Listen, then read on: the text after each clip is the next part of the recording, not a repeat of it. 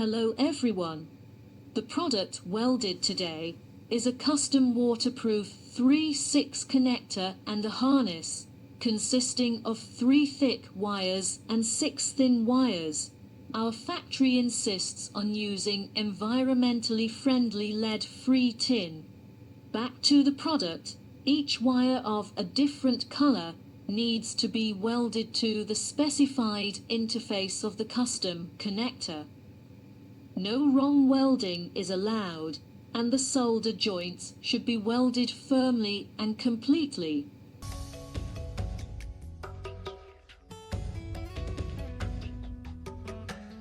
Looking at the product I welded today, it's excellent.